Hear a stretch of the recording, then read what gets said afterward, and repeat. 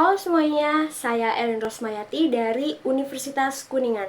Jadi di video kali ini saya akan membahas tentang bagaimana cara kita merakit PC atau komputer pribadi. Sebelum itu, ada baiknya kita mengenal terlebih dahulu hardware atau komponen-komponen yang kita perlukan saat merakit. Jadi langsung saja. Yang pertama, prosesor. Prosesor merupakan otak komputer yang memiliki tugas penting, sering juga disebut dengan CPU atau Central Processing Unit. Prosesor mengontrol keseluruhan sistem komputer, khususnya dalam menjalankan instruksi. Yang kedua ada motherboard, berfungsi sebagai pusat penghubung antar perangkat, seperti prosesor dan RAM. Yang ketiga ada RAM atau Random Access Memory, berfungsi mempercepat pemrosesan data PC atau laptop. Semakin besar RAM yang digunakan, maka semakin cepat pula komputer tersebut. RAM menyimpan data terkait dengan sistem operasi, aplikasi, atau program. Yang keempat ada Graphics Card atau Graphics Processing Unit atau GPU, memiliki fungsi untuk mengolah dan menerjemahkan data grafis komputer ke layar monitor. Yang kelima ada Solid State Drive atau SSD, adalah jenis generasi baru perangkat penyimpanan data pengganti hard disk atau HSD. SSD berfungsi sebagai ruang penyimpanan data input maupun output. Casing berfungsi sebagai pelindung berbagai komponen di dalamnya dari debu, panas matahari dan air, serta kotoran lainnya, dan menjadi tempat dudukan komponen-komponen komputer. Yang ketujuh ada PSU atau Power Supply Unit, bertugas untuk memberikan suplai listrik kepada komponen-komponen komputer seperti CD-ROM dan motherboard. Yang kedelapan ada pendingin prosesor, fungsi utamanya yakni menjaga CPU agar dalam suhu yang masih dapat ditolerir oleh CPU tersebut untuk meningkatkan stabilitas sistem komputer. Yang kesembilan ada monitor, sederhananya memproduksi dan menampilkan gambar pada display monitor atau perangkat output yang digunakan untuk menampilkan data grafis yang sebelumnya diproses oleh komputer. Oke, kita mulai saja merakit PC yang satu ini ya. Nah, untuk persiapan, siapkan dulu ruang yang cukup untuk merakit ya. Jangan di ruang yang terlalu sempit dan pastikan pencahayaannya cukup baik. Kalau agak gelap itu mending jangan dulu ya. Lalu siapkan juga toolsnya. Yang paling penting adalah obeng kembang. Itu yang paling penting. Bukan yang besar banget, yang sedang-sedang aja ukuran obeng kembangnya. Lalu siapkan juga untuk wadah penyimpan mur dan baut. Kita mulai dari hal yang penting banget dilakukan nih, yaitu mencari buku panduan atau manual book dari setiap perangkat, bila ada tentunya. Nah, dikumpulkan jadi satu semua manual booknya untuk mempermudah pada saat nanti pemasangan.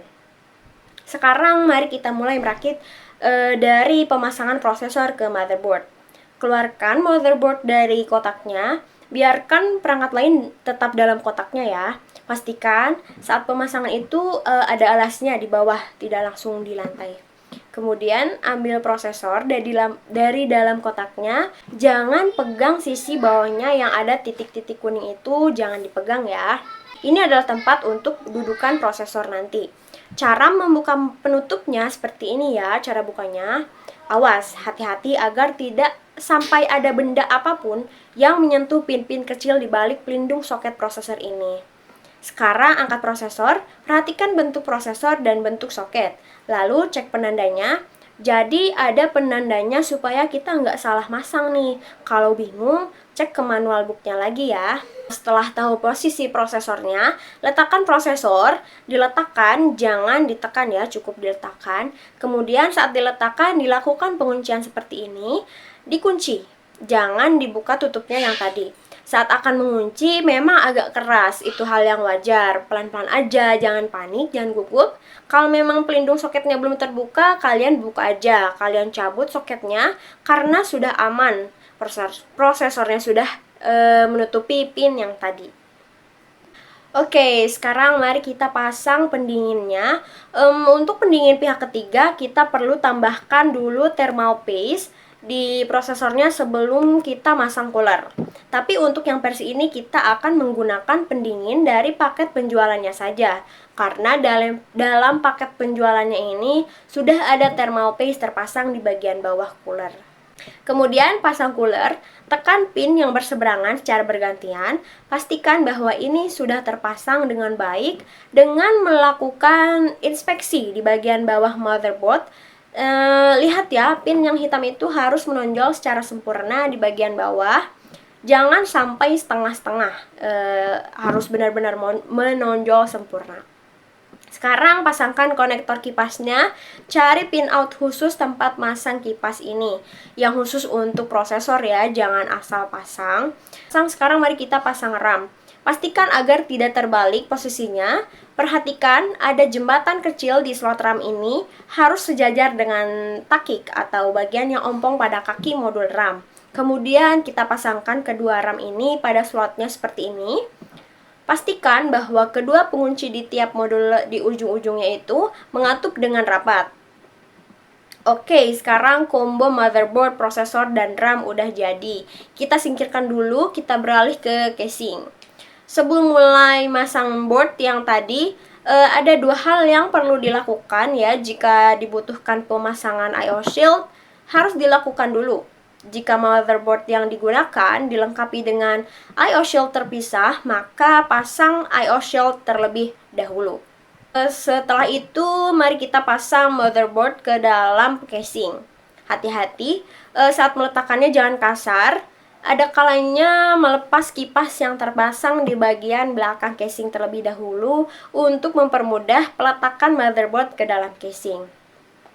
Pasang motherboard dengan posisi miring, di mana sisi panelnya yang lebih rendah untuk meminimalkan gesekan dan untuk mencari ketepatan antara panel belakang dengan I/O shield. Kalau udah pas, letakkan board secara perlahan, diletakkan, jangan ditekan, diletakkan aja ya. Oke, sekarang mari kita pasang baut motherboardnya. Pastikan semua baut terpasang, baru mulai dikencangkan tipis-tipis secara bergantian. Setelah itu, mari kita pasang power supply. Jangan dicolok ke listrik dulu. Ada bracket khusus yang harus dipasang ke power supply unit sebelum power supply unit ini dipasang ke casing. Jadi, cara memasangnya, lepas dulu bracket dari casing dan pasang ke PSU ya. Perhatikan posisi PSU agar saat dimasukkan ke dalam casing kipas, di PSU itu mengarahnya ke bawah, jangan mengarah ke atas kipasnya. Oke, sekarang saatnya mengidentifikasi kabel power dari PSU ke motherboard. Cari kabel power dari power supply ke motherboard. Ada dua kabel yang harus dicari. Yang pertama yang lebar seperti ini. Yang 24 pin ini dipasang ke konektor 24 pin. Biasanya ini dekat RAM. Kemudian yang satu lagi adalah yang 8 pin. Ini baiknya segera dipasangkan karena kalau sudah pasang yang lain-lain lagi, ini biasanya agak susah masangnya karena posisinya itu agak di pojokan sempit. And then sekarang mari kita lakukan pemasangan storage-nya. Ada beberapa tempat untuk pemasangan SSD 2,5 inci ini ya. Bahkan kita bisa pasang di slot 3 inci juga kalau perlu. Untuk SSD 2,5 inci ini, karena harus memasangkan dua kabel, yaitu yang pertama adalah kabel SATA ke motherboard. Ini sudah tersedia dalam paket penjualan motherboardnya ya. Lalu yang berikutnya adalah kabel power dari power supply unit. Ini menempel ke power supply unit. Pilih yang pipi ini. Nah, ini yang buat SATA. Nah, bila kipas casing dilepas sebelum pasang motherboard, mari kita pasang lagi kipasnya ke casing, karena sekarang udah kepasang semua nih kabel powernya.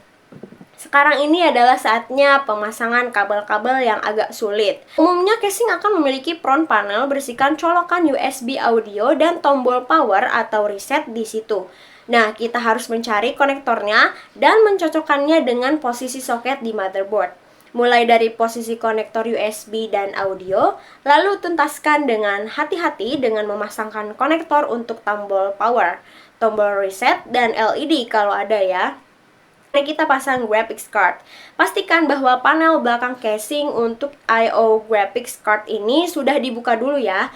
Kemudian pasangkan graphics card secara perlahan ke slot PCIe utama, lalu kemudian kencangkan baut di sisi I/O panel.